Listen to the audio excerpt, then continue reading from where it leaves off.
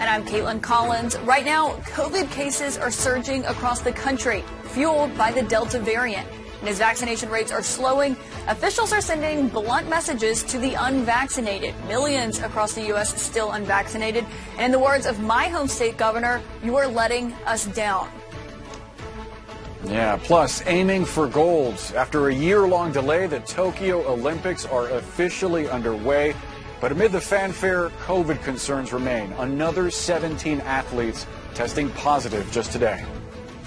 And pickings are slim with more schools fully reopening this fall. Experts say the demand for supplies will be up and the number of available products will be down.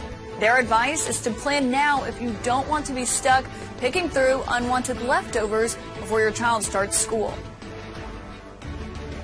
And a warning sign from Mother Nature, from searing heat waves to fatal floods, how a changing climate is impacting America's infrastructure.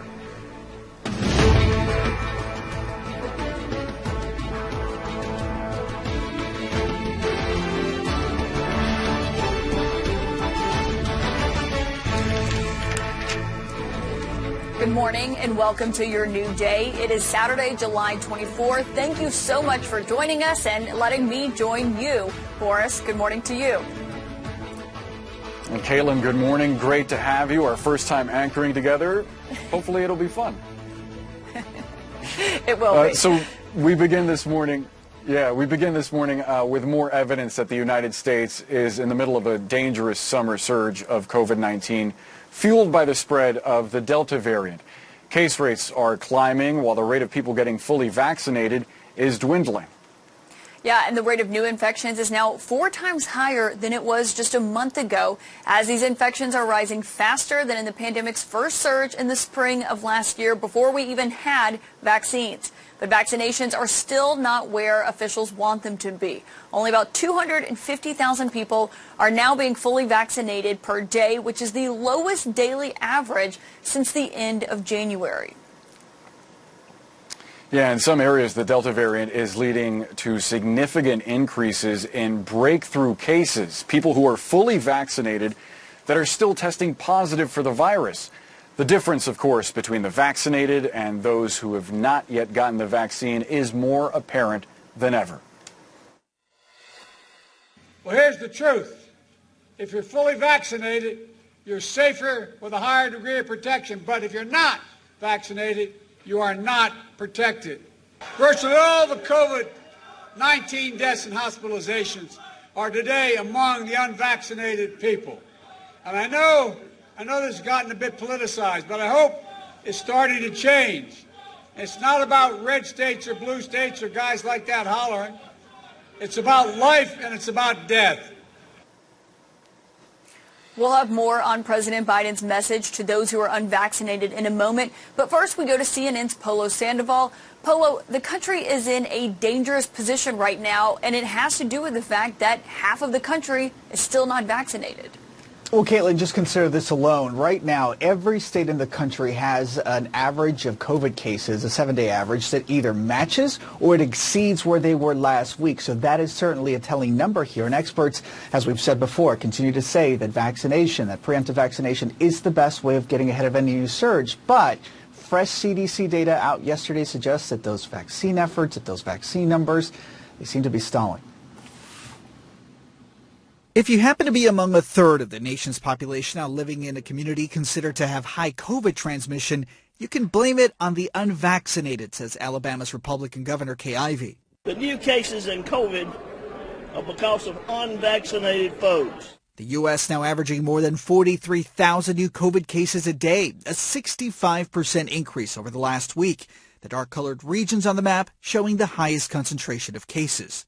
You're just watching this freight train coming that Delta is going to sweep across the South, and so many people are going to get infected with this fake narrative out there that if you're young and healthy and take care of yourself, you're not going to get sick. It's simply not true. And so seeing all of these young people become hospitalized knowing it's preventable, it's just absolutely heartbreaking. Then there's this. About 8 months into U.S. vaccination efforts, and still more than half of the nation remains unvaccinated and unprotected.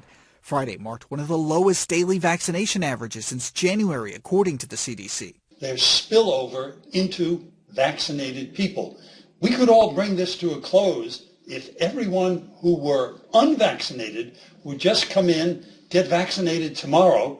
Within 2 weeks to a month, COVID would go way, way down. In Tennessee, Phil Valentine, a conservative radio host, is hospitalized in serious condition with COVID after telling his followers they did not need to get vaccinated. In a Friday statement, his family wrote, he regrets not being more vehemently pro-vaccine and looks forward to being able to more vigorously advocate that position as soon as he's back on the air.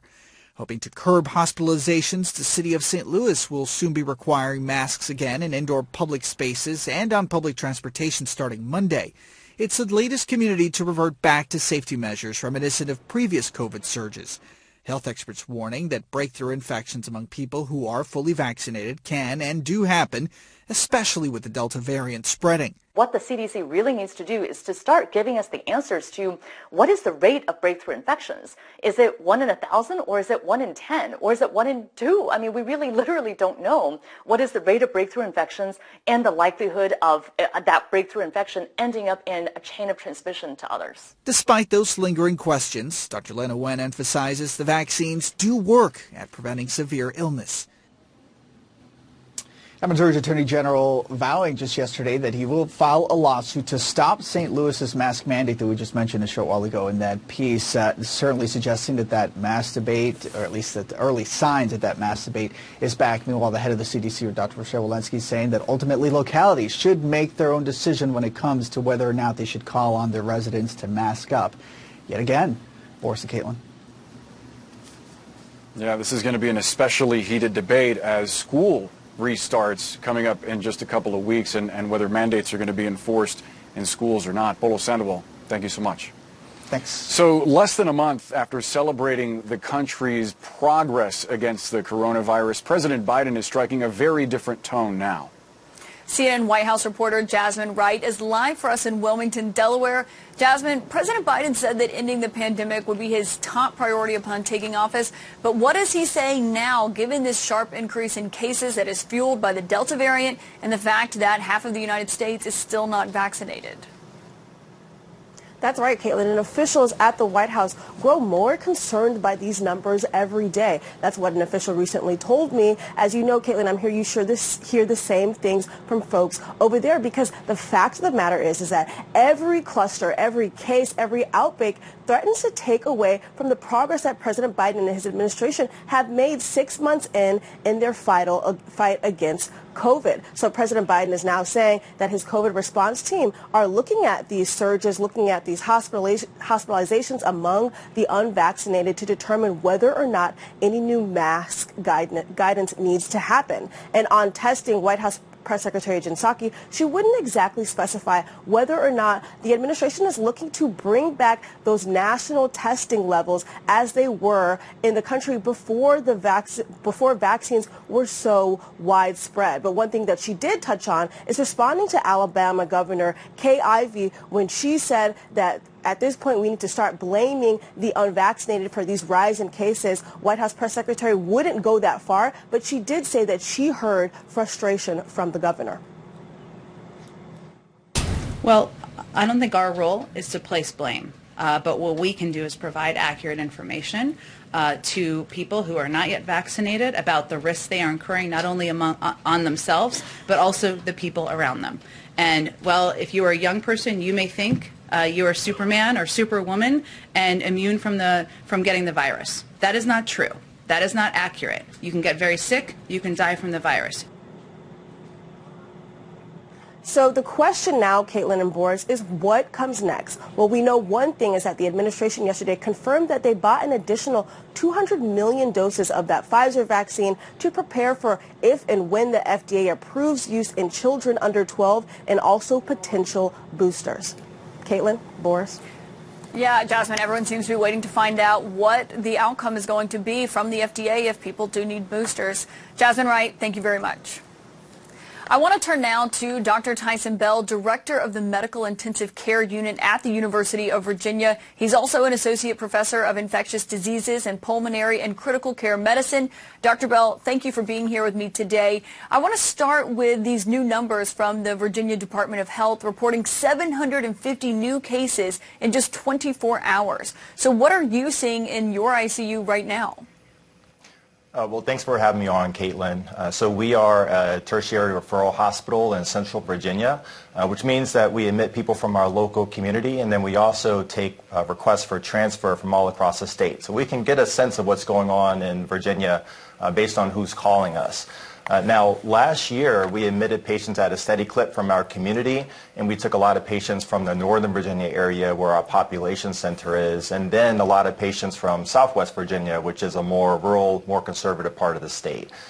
Now, thankfully, this year, we're not seeing the numbers that we saw last year, and that largely reflects high vaccination rates both in our local community and in Northern Virginia. So we're not getting patients from those areas as much, but we're still getting patients and requests from Southwest Virginia, where patients are still very, very sick. So, this is an area with lower rates of vaccination, and just like many other areas across the country, it really is a pandemic that's focused on these areas where there's low protection.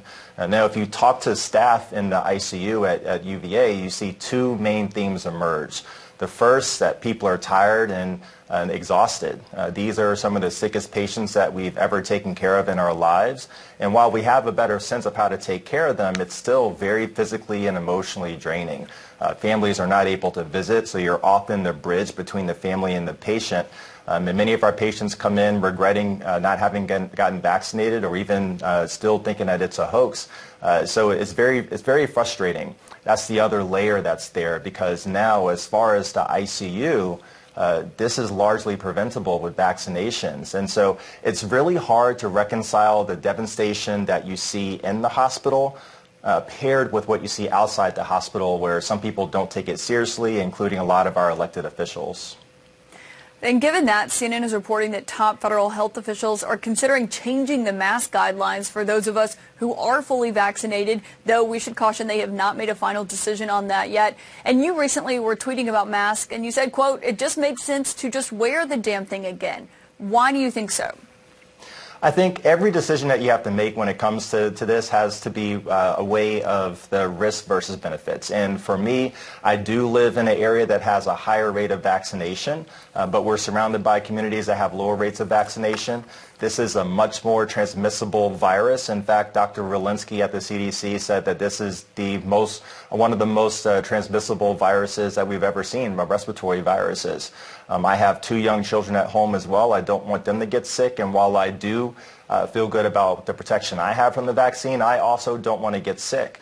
So, the mask is it's an inconvenience for some. It's not particularly inconvenient for me. I'm used to wearing it. But it's a simple measure that I can take to just increase that level of protection in an era where we have essentially a different virus that's much more transmissible than before.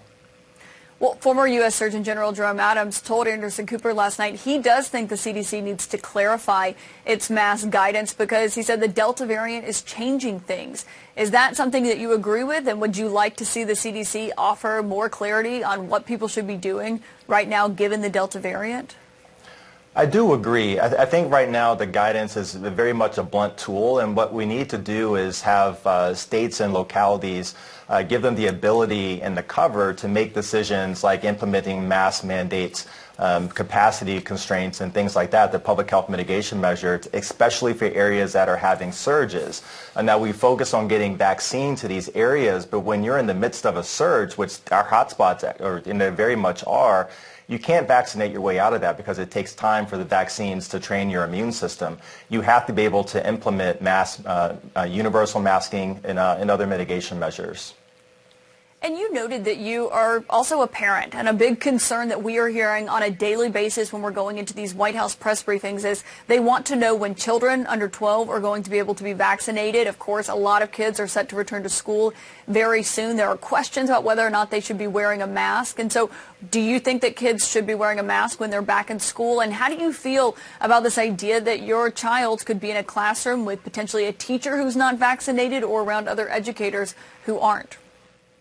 That's a scary notion, and I fully support the American Academy of Pediatrics recommendation that children under 12 be fully masked. This is a population that does not have the ability yet to protect themselves with vaccination. And we have to ask ourselves, what is it worth to protect children? We know that the rate of children having severe complications from COVID-19 is low, but we still have had close to 500 children die from COVID-19. And in this year, where we know how public health mitigation measures work, we know that vaccination of adults cuts down on transmission to children, and we know that children 12 and above have very good protection from safe and effective vaccines.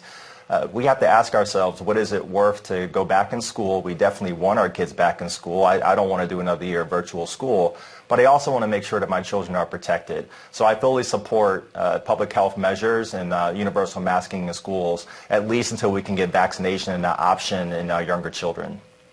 And you've been clear about this, but I just want to hear your reasoning behind it and what your thinking is, the decision y'all have made. Once children can get vaccinated, you do plan on getting your children vaccinated. Is that right?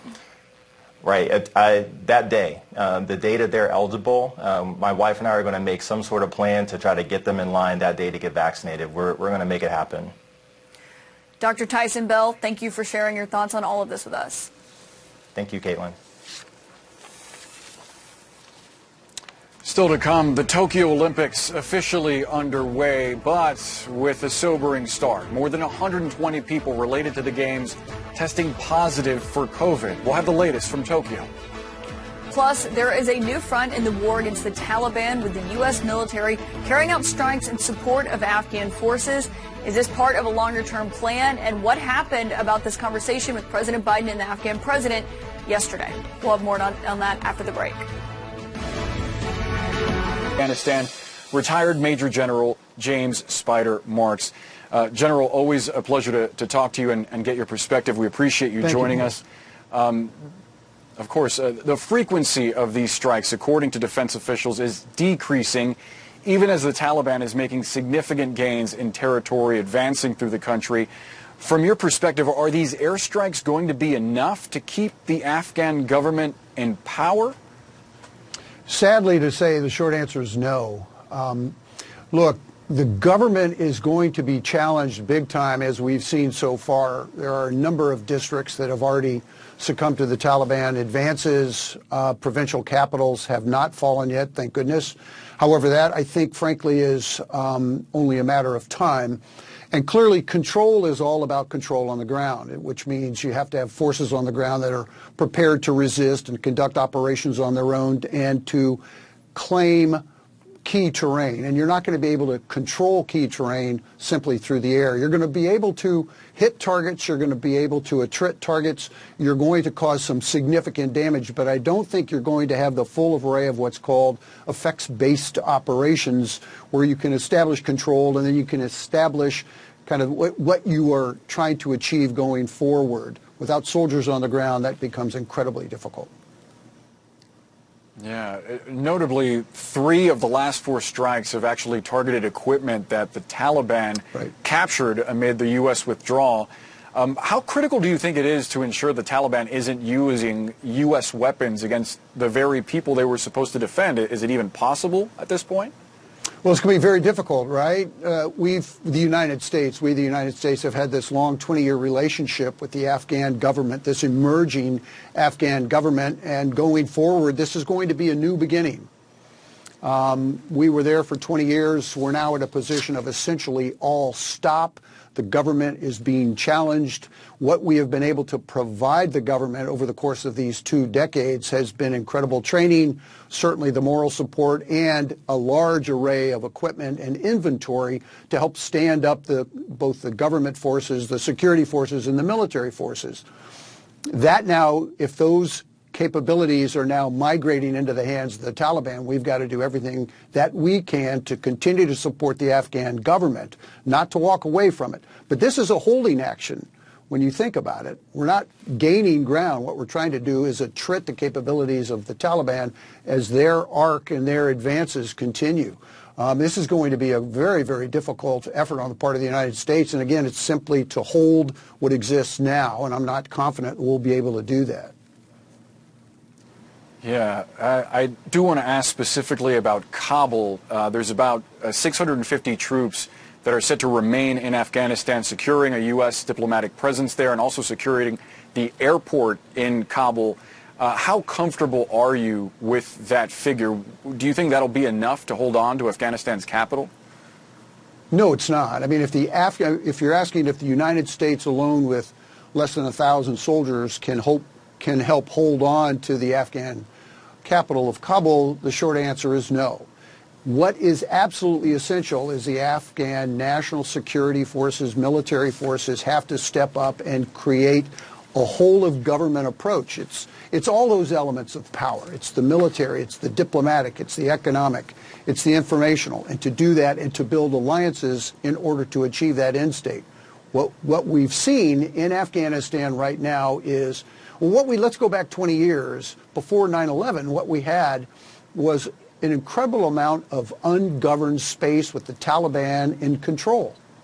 That didn't work out very well because al-Qaeda came in and created this incredible infrastructure for training and preparation and then conducted attacks against the United States. That must not happen again. And so what we see in Afghanistan now is this unholy trinity of not only ISIS, not only al-Qaeda, but the Taliban. And those three elements don't get along.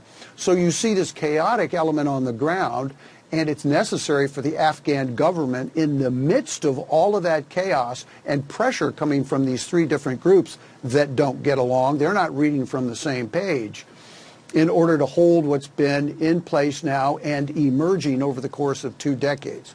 That's an incredibly tall task. And there is nothing but truly it is an incredibly difficult mission for the United States to try to assist the Afghan government. And 1,000 troops are simply there to try to execute this transition. We'll see what happens going forward, but it will decrease. Yeah, as we've heard from experts such as yourself over and over again, it is likely a recipe for disaster in Afghanistan. General Spider Marks, we appreciate the time. Thanks so much. Thanks, Boris. And back-to-school shopping always seems chaotic, but this season it could be worse, with some experts warning that a possible school supply shortage is looming. We'll explain next. Some parents may be used to encountering back-to-school shortages, but this year some products are expected to start running low even earlier. Yeah, that means shoppers could find themselves at the store as early as this month, picking over leftovers and potentially missing important school supplies. CNN business correspondent Allison Cossack has more. Good morning, Boris and Caitlin. For most parents, back-to-school shopping can be a headache and a half, but this year, expected to be even worse. Parents are used to shortages of supplies toward the end of August, but products like sneakers, backpacks, stationery, sports equipment, laptops, and tablets are expected to be in tight supply even earlier. With more classrooms fully reopening in the fall, the National Retail Federation predicts the demand on school merchandise will be robust, with shoppers spending an average of $850 per family. But that high demand is running up against tight inventory and shipping delays. And with supply tight, discounts will be less generous. And if you're looking for a new pair of Nikes, you may have to act fast. A new report says Nike may run out of sneakers at sources from Vietnam as the coronavirus surges in the region. The report says that 2 of Nike's suppliers in Vietnam have already halted production. In a statement to CNN, Nike said that it's confident in its ability to navigate these near-term dynamics and that it remains prudent in its planning. The pandemic's impact on supply chains is also hitting retailers like Walmart, the world's biggest retailer, saying while inventories of most of its basic supplies are on track, some other categories are experiencing shortages. All of the news about the impending shortages is getting shoppers moving earlier than usual. Deloitte's latest back-to-school survey shows 59% of parents said they would have their school shopping done by the end of July. That's up from 45% last year. The biggest driver of those purchases? Devices. A Deloitte official says it's the category consumers are most worried about in terms of shortages. Boris and Caitlin? Thanks, Allison Kosick, for that report. You may have seen the images on social media or possibly even with your own eyes. Buckling roads, flooded subways, bridges in desperate need of repair. America's infrastructure is continuing to take a beating from extreme weather and climate change. And on Capitol Hill, the negotiations over a bipartisan infrastructure bill are still heating up, still ongoing, and the big question that remains is how to pay for it. CNN's Pete Muntean has more on the talks. With roads buckling in the Pacific Northwest, a deluge drenching a New York City subway, and fatal flooding across Europe, scientists say climate change is here, and it's pounding our infrastructure. And the water was up to my eyeballs. Josh DeFlorio heads climate resilience for the Port Authority of New York and New Jersey. It is beefing up its tunnels, airports, and train stations to handle higher temperatures and higher sea levels. In 2012, Hurricane Sandy left this PATH commuter train station in New Jersey entirely underwater. We needed to realize that climate change was real, sea level rise is real, and we needed to make sure that we were accounting for that as we move forward. The Port Authority is even installing floodgates at station entrances. 7,000 pounds. They are designed to be deployed quickly in case of an unforecasted rush of water. The latest estimate is water levels worldwide will rise by 6 feet by the end of this century. So I think people see it. I'm not sure that they understand how much worse it's going to get and how quickly. During Hurricane Sandy, floodwaters here entered through the elevator shaft. So the Port Authority reinforced these structures with aquarium thickness glass. The concern about future floods is so real that the glass stretches nearly 20 feet up. On the other end of the country, the concern is over the heat that melted some of Seattle's I-5 last month. The material property. Shane Underwood researches asphalt at North Carolina State. He says with the world getting hotter, road crews should start laying down asphalt that is more heat resistant. If temperatures are greater than we presumed they would exist when the pavement was designed, this can happen more frequently. All of this comes at a cost. The Port Authority spent $2 billion recovering from Hurricane Sandy alone. A new study says climate change intensified the storm, increasing damage costs by an extra $8 billion. We need to have more climate resilient infrastructure, and we need to stop climate change from getting any worse. Thanks so much to Pete Muntean for that report. Up next, a growing number of U.S. diplomats are falling victim to Havana syndrome-like attacks. Now, the Inspector General... Some controversial headlines out of Mississippi this week. The state taking aim at the landmark Roe versus Wade decision that legalized abortion, calling it, quote, egregiously wrong. The Mississippi Attorney General is also urging the justices to allow a controversial law to go into effect that would ban most abortions after 15 weeks. CNN Supreme Court reporter Ariane DeVogue looks at the looming battle over abortion rights. Boris and Caitlin, Mississippi is asking the Supreme Court to overturn Roe v. Wade, that landmark near 50-year-old opinion that established a constitutional right to abortion. This case really thrusts the justices into the middle of the political spotlight. It'll be heard next term, decided by June, right before the lead up to the midterm elections. The law at issue bars most abortions after 15 weeks. There's no exception for rape or for incest, and lower courts blocked the law, citing Roe v. Wade. That's why Mississippi has asked for it to be overturned. All eyes are going to be on the conservative wing of the Supreme Court. Keep in mind that Justice Clarence Thomas for years has said that Roe v. Wade should be overturned.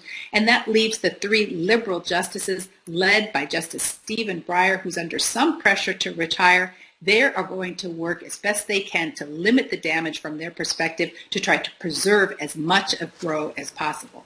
Boris, Caitlin? Thank you, Ariane. And as you noted, there could be a decision by next June. Those oral arguments are expected to happen either early fall or this winter. Meanwhile, though, the CIA Inspector General is looking into cases of the so-called Havana syndrome as the number of the reports of the illness continues to rise. Hundreds of U.S. diplomats, spies, and troops around the globe have been sickened by this, some so severe that they ended up retiring. Yeah, let's get to CNN reporter Katie Bo Williams. She's covering the story for us. Good morning, Katie Bo. What can you tell us about this CIA IG investigation? What are they hoping to find? Yeah, so what the Inspector General is looking into is how officers who have reported this kind of strange constellation of symptoms and sensory experiences were handled by the agency or have been handled by the agency when they come forward. So that's looking at things like health care that they received. That's looking at the kind of benefits that they received. And we do note that the Inspector General is talking to victims as part of this review. Now, it's important to note that this is not a full-blown Inspector General investigation yet. This is a review to determine if such an investigation is needed. But it is notable, given the criticism that we've heard from some victims and former officials who say that when they came forward, particularly in the early days, to report that they were sort of experiencing what we now understand to be Havana syndrome, that they were essentially gaslighted by skeptical agency leadership, and as a result, they say, didn't receive the care that they should have in a timely fashion. Well, it's good that it's now being taken seriously, but these first cases were reported in Havana, Cuba, but that's not the only place that we're seeing them, Katie. Where else are they popping up? Yeah, so we've seen about 200 cases overall over the last 5 to 6 years since these were first beginning to be reported. And we do understand now from our sources that there appears to be a bit of a spike at the moment, and that it is happening worldwide. It's happening in lots and lots of different countries. So we've seen just most recently dozens of reported cases in Vienna, which is kind of a hot spot for spies. We've seen cases reported this year in Africa as well. So this is really kind of a global phenomenon. Yeah, Katie, but when you listen to these symptoms, they're pretty frightening. Sudden vertigo, head pressure, the piercing directional noise. I spoke to one victim who told me that he gets a migraine every single day. He's had one every single day since this first started years ago. What do you know about the effort to pinpoint the exact cause of these attacks? Right now, there's a task force in the CIA that is trying to determine who and what even, let's start with just what is happening to these officers and whether or not they can definitively be termed attacks. But right now, the intelligence that they have, very circumstantial. All right. Still very mysterious. Hopefully we get some answers soon. Katie Bo Williams, we know you'll stay on top of it for us. Thank you so much.